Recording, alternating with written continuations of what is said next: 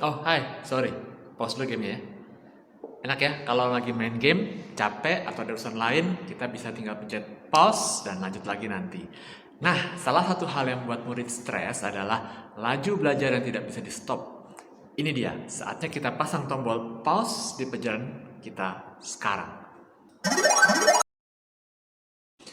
Halo rekan guru, ketemu lagi di episode 3 gamifikasi dan dalam game kita punya kendali atas apa yang kita lakukan.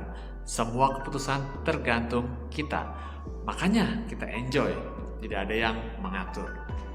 Contoh pertama, di menu awal biasanya ada pilihan tingkat kesulitan. Merasa masih noob, masih pemula, pilih yang easy mode, atau siap sudah menantang diri, pilih hard mode. Kalau di kelas, semua anak mengerjakan semua tingkat kesulitan yang sama. Padahal di kelas ada anak yang cepat menangkap pelajaran, ada juga yang kesulitan dengan soal-soal sulit. Kalau kita pilih untuk memberikan soal yang medium, karena harapannya bisa mencakup semua kemampuan anak, maka yang butuh tantangan, dia akan merasa, bosan, gitu-gitu saja soalnya. Tapi bagi yang kesulitan, tidak siap, mereka akan sudah mulai pusing dan ujung-ujungnya mereka akan merasa bahwa aku tidak akan pernah bisa mengerjakan ini. Coba deh siapkan beberapa tipe soal dari yang mudah sampai yang sulit, lalu mereka bisa pilih sendiri dan mereka bisa menakar sendiri kemampuan mereka. Kalaupun ada yang menurut kita sudah pintar, sudah hebat, tapi memilihnya soal yang mudah, biarkan saja. Mungkin itu hanya pikiran kita menganggap mereka sudah bisa, tapi sebenarnya mereka sendiri belum siap untuk tantangan. Nah, contoh kedua, cara menyelesaikan tugas dalam game itu terserah kita. Ada game yang memberikan pilihan senjata untuk mengalahkan musuh misalnya. Dan secara umum, karakter yang kita mainkan benar-benar kita bisa kendalikan dengan bebas. Mau ambil jalan yang ini, yang itu, atau membuka kotak ini, buka kotak itu, dan sebagainya, terserah kita. Nah, bagaimana menerapkan ini di pelajaran? Senjata yang bisa kita pilih untuk menyelesaikan tugas dalam sekolah itu bentuknya adalah sumber pengetahuan. Jadi kita bisa beri pilihan. Apakah mereka mau mendapatkan sumber pengetahuan dari buku, dari video, YouTube, atau dari website? Kita berikan pilihan. Tidak semua anak suka baca buku, tidak semua anak suka nonton video. Kita beri pilihan mereka yang mau yang mana. Selain itu, kita juga bisa memberikan beberapa jenis latihan.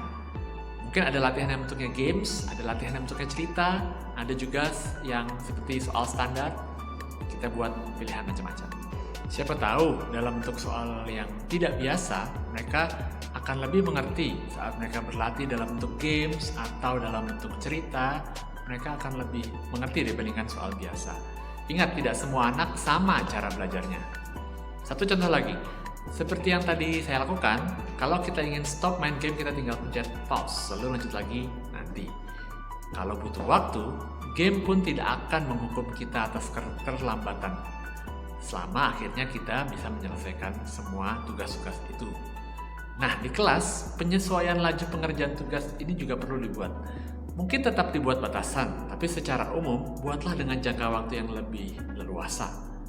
Hal-hal ini berkaitan dengan yang namanya diferensiasi dalam belajar. Differentiation of learning. Bukan lagi waktunya untuk memberikan satu jenis tipe soal saja, atau satu jenis sumber pengetahuan, alias mendewakan isi buku pelajaran di kelas, dan mengharapkan semua anak punya kecepatan menangkap pelajaran yang sama, punya kecepatan mengerjakan tugas yang sama. Tidak. Semua harus dibedakan karena satu kelas isinya beragam jenis murid. Kalau kita takut kebebasan-kebebasan ini membuat anak malah malas-malasan atau tidak termotivasi, maka topik selanjutnya bisa menjawab tantangan ini. Sekian dulu, lanjut lagi nanti. Jangan lupa like, subscribe, komen ide-ide kalian di bawah, dan share pengetahuan ini ke rekan-rekan guru lain. Selamat belajar, semangat mengajar.